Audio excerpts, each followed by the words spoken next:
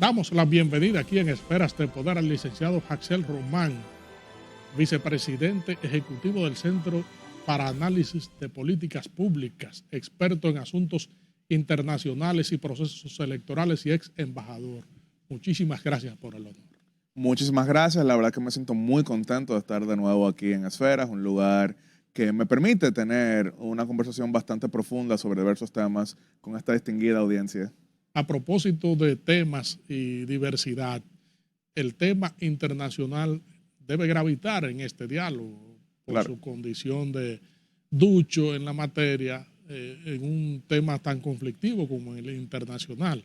Claro que sí, y más aún con el impacto que tiene en República Dominicana. Correcto, ese impacto que tiene República Dominicana, por ejemplo, la crisis que se ha originado en la zona fronteriza y que ha obligado al país a tomar medidas de protección soberana extremas, como el cierre de la frontera. Sin embargo, una vez producida la apertura, sigue la reticencia de las autoridades que dominan en las políticas haitianas de reabrir la frontera, y el último episodio es la violación de policías haitianos en fuero dominicano por el asunto de la comercialización.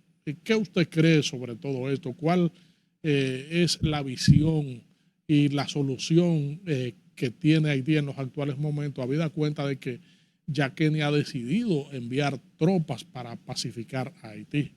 Lo primero es que adhiero totalmente a los términos expresados por el Ministerio de Relaciones Exteriores en condena a semejante actuación por parte de policías haitianos. Primero lo había dicho el señor presidente de la República en su semanal con la prensa, y después ya esto fue reiterado por la Cancillería que encabeza el embajador Roberto Álvarez. Esto es una violación, esto es inaceptable, esto es inaudito, y esto de ninguna manera contribuye a los intereses de la isla, de ninguna manera contribuye a los intereses de paz y de ninguna manera contribuye con los intereses de normalidad. República Dominicana ha sido contundente, República Dominicana ha sido coherente, y República Dominicana en todo momento lo que ha defendido son los intereses de los dominicanos en un marco de legalidad. ¿A qué me refiero con un marco de legalidad? Es altamente entendible que Haití quiera aprovechar recursos que están dentro de su territorio.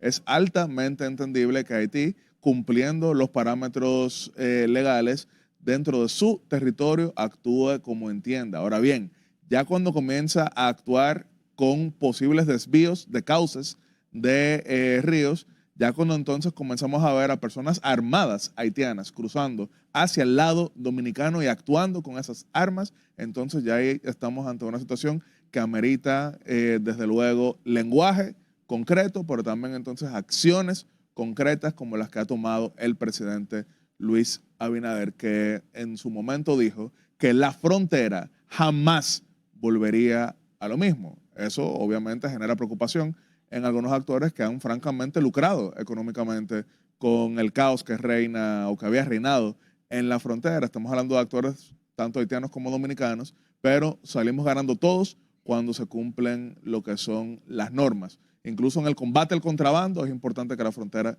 sea salvaguardada. En la protección al medio ambiente es importante que la frontera sea salvaguardada, y en la aplicación de la ley es importante que la frontera sea salvaguardada, porque un día son policías, otro día son otros actores. Lo que tenemos que dejar claro es que República Dominicana de ninguna manera tolerará que nadie entre a nuestro territorio de la manera en que lo hicieron estos policías. Independientemente de la actuación inteligente, atinada que ha tenido nuestro ejército en la frontera, que no se ha dejado provocar, la incursión de una fuerza extranjera a un territorio, sabemos la desencadenante que origina. ¿Cuáles son las medidas internacionales que se entiende, aparte de que Kenia viene a pacificar, deben tomarse para evitar que se desborde la situación, que la copa se derrame? Claro, ahí hay dos cosas a tratar, dos temas a ver. Por un lado está el hecho de que policías haitianos, recordándole a la audiencia, que aunque muy bien lo sabe, pero vale la pena hacerlo explícito, Haití desde 1994 no tiene fuerzas armadas, ya que como solución a la reintegración al poder de Jean-Bertrand Aristide fue disuelto todo tipo de cuerpo militar en Haití. Esto es la policía, pero la policía cumple roles como si fueran militares. Al entrar policías, no de manera oficial, distinto a lo que había sido el caso específicamente de Colombia y Ecuador en el año 2008 con Raúl Reyes, que recordaremos después desencadenó en lo que fue la cumbre que tuvo lugar aquí mismo en Santo Domingo, porque ya eso eran operaciones coordenadas. En este caso estamos hablando de policías específicos, pero sigue siendo altamente preocupante porque si no hay un régimen de consecuencias, si no hay un régimen de sanciones y si no hay una disculpa clara, precisa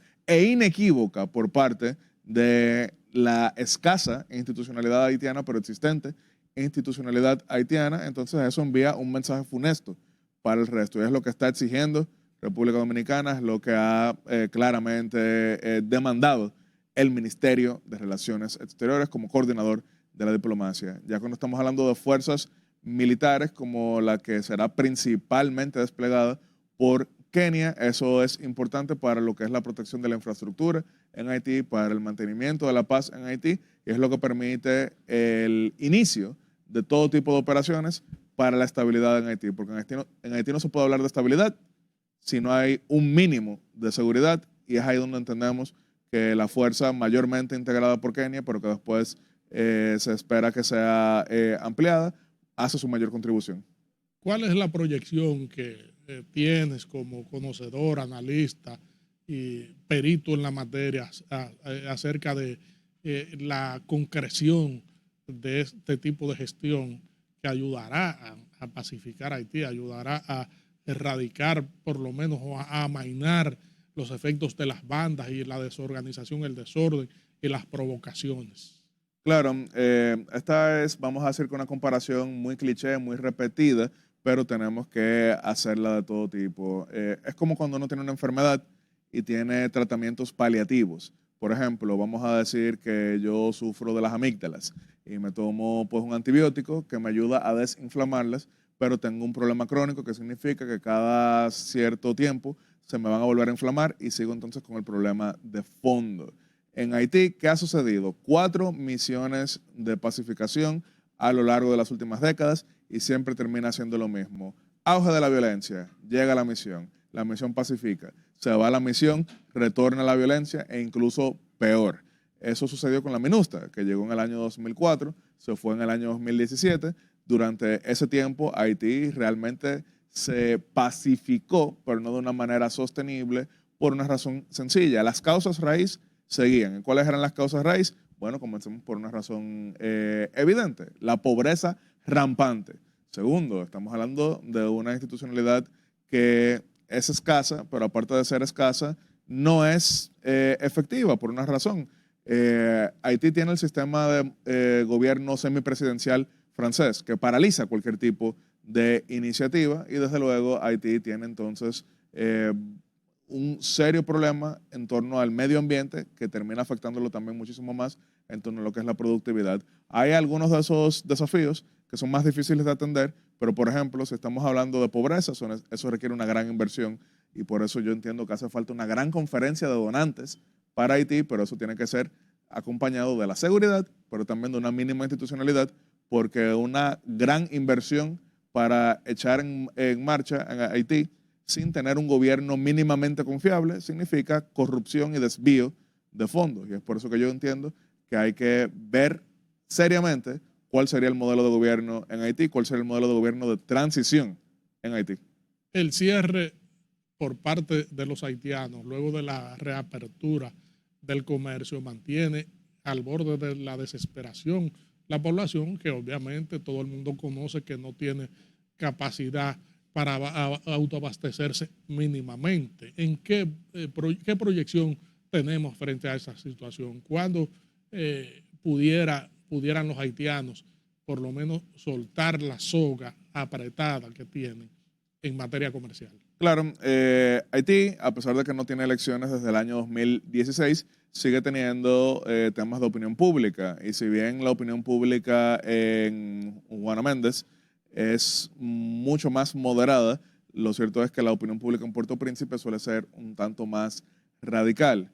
Generalmente quienes se encuentran en Juana Méndez quieren una funcionalidad de lo que es el comercio, ya que de eso viven en gran medida, de eso se sostienen. Entonces ahí hay una gran desesperación en torno a lo que es la compra de insumos, en torno a lo que es la venta incluso del otro lado de la frontera hacia nosotros. Ahí hay una gran presión, pero en Puerto Príncipe desde luego también hay un segmento nacionalista que tiene otros tipos de intereses y que en más de una ocasión ha acusado a algunos actores de ser más flexibles de lo que ellos quisieran con los dominicanos. Eso puede sonarle sorprendente a algunos, pero es parte de lo que sucede. Ahora bien, cada día que pase que en Haití se apliquen medidas que afectan el comercio con República Dominicana es un día de sufrimiento para una gran parte de la población, así que entendemos que habrá un nivel de comprensión en torno a la necesidad de la normalidad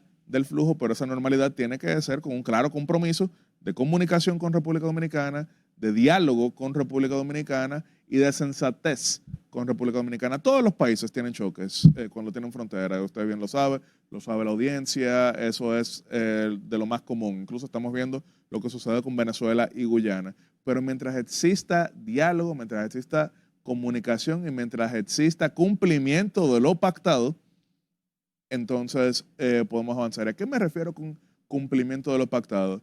En el momento en que usted y yo acordamos algo y yo le incumplo, eso quiere decir que usted no va a confiar en lo que sigamos haciendo. Incluso cualquier señal, por más que yo tenga una explicación de por qué actúa de una manera distinta, ya usted no la va a creer porque se perdió la credibilidad y es importante que para tener credibilidad se cumpla siempre lo pactado y ese ha sido un gran problema con Haití. El hecho de que Haití recurrentemente se desdiga acerca de la realidad imperante, por ejemplo, del Tratado de Paz y Amistad de 1929 y ahora de la incursión de policías haitianos que dice que no violaron el fuero soberano de la República Dominicana frente a una realidad palpable, contrastable con los hechos. Eso no pone más un alejamiento al diálogo. Claro, y en gran medida el problema lo hemos tenido es por el hecho de que al Haití no tener un gobierno sólido, y eso empeoró tras el magnicidio de Jovenel Moïse, muchas veces lo que se acuerda entonces es desdicho por otros actores, también estatales o cercanos a lo que son las autoridades. En este caso estamos hablando de policías, en otros casos hemos hablado de ministros, en otros casos hemos hablado de alcaldes y demás, y eso genera un serio choque, principalmente porque no han tenido las herramientas para hacer cumplir lo que ahí pactan. Incluso algunos dirían un poquito más cínico, y no tengo razón para dudarlo seriamente ni cuestionarlo seriamente, de que más que incapacidad de aplicarlo, a veces parecería que hay complicidad para jugar a una cosa. No es ni uno ni lo otro, sino todo lo contrario. Y es por eso mismo que yo siempre resalto que no hay muchos ejemplos sobre este globo terráqueo de dos países que tengan una situación como la de Haití y República Dominicana, y no hay muchos países que tengan una situación como la de República Dominicana, que tiene un vecino que no puede ni siquiera hacer valer su autoridad sobre todo el territorio nacional. Las pandillas controlan el 80% de Puerto Príncipe. Comenzando solamente por eso, tenemos que saber que no es tarea fácil y requiere observación constante, requiere acción concreta y requiere desde luego una mezcla de voluntad y conocimiento. ¿Por qué voluntad y conocimiento? Porque la voluntad, sin tú saber con qué estás lidiando, lo que te va a llevar es hacia el precipicio. Y conocimiento sin voluntad, lo que va a terminar es en la teoría, no en la práctica. Regresamos en breve con esta interesantísima comparecencia con el licenciado Jackson Román, vicepresidente ejecutivo del Centro para Políticas Públicas, experto en asuntos internacionales y procesos electorales, ex embajador. Si hablamos, por ejemplo, de la guerra con Rusia y Ucrania, impacta en torno a diversos rubros y sus costos. Si estamos hablando del conflicto entre Israel y Palestina, exacerbado por el ataque terrorista de Gaza sobre territorio israelí.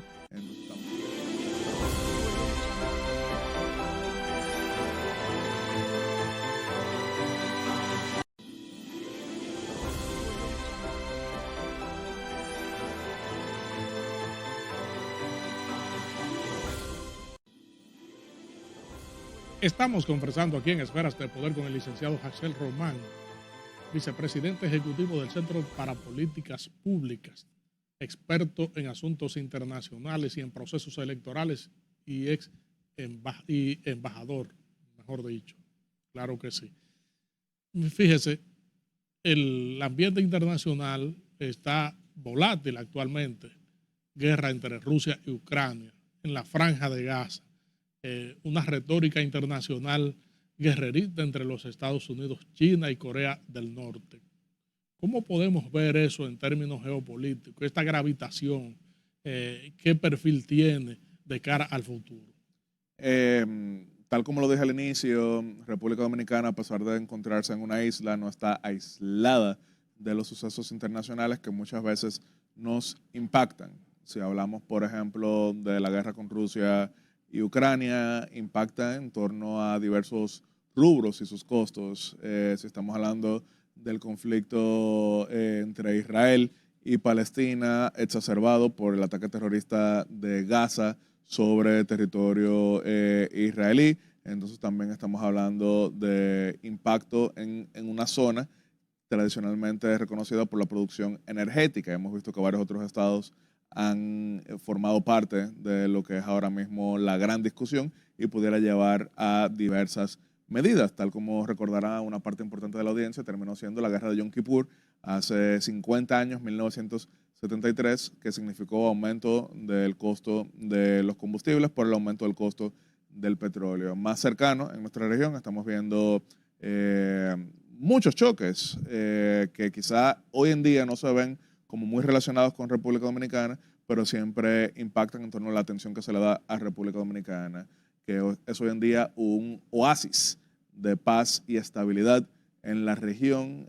Somos un gran ejemplo de democracia en la región, pero nos lleva a preocuparnos en el sentido de que nadie está vacunado contra el auge extremista, nadie es completamente inmune al auge autoritario. ¿Y qué es lo que está pasando alrededor? Por ejemplo, se dieron los acuerdos de Barbados, facilitados por Noruega en torno a Venezuela, para un intento de celebración electoral mínimamente creíble en el 2024. Hubo buenas señales en su momento cuando se anunció que había un procedimiento para el levantamiento de la inhabilitación de la candidata presidencial María Corina Machado, escogida democráticamente por la oposición, pero recientemente vimos órdenes de captura contra 14 actores políticos democráticos venezolanos, principalmente ligados a María Corina Machado. Entre ellos tengo que así mencionarlo, mi gran amigo y colega Pedro Urruchurtu, que es el director internacional del partido político 20 Venezuela. Tiene ahora una orden de captura por parte del régimen que no parece tener gran interés de cumplir los acuerdos. En Guatemala hemos visto que desde que ganó Bernardo Arévalo la presidencia de la República con 60% de los votos, no ha habido un cese siquiera un solo día por parte del poder establecido para intentar, en el mejor de los casos, debilitarlo y en el peor de los casos incluso que se juramente como presidente de la República el 14 de enero. Todo eso nos lleva a apreciar, desde luego, la paz que se ha logrado en República Dominicana, pero también nos lleva a preguntarnos cada día más cómo podemos contribuir con que se sostenga este nivel de estabilidad democrática, cómo podemos lograr que se afiance y cómo podemos lograr que se amplíe. Porque no ha pasado en automático. República Dominicana de 2023 no es República Dominicana de 1963. Y República Dominicana de 2033 no debería ser la de 2023. Tenemos que avanzar, mirar hacia el porvenir, hacia el futuro, pero también siendo conscientes del pasado donde venimos y el presente tan complejo en el que nos estamos desarrollando. También tenemos el caso de Nicaragua, claro, que ha tomado acciones antidemocráticas y ha cercenado la aspiración que tienen los sectores políticos para poder aspirar a la alternabilidad del poder.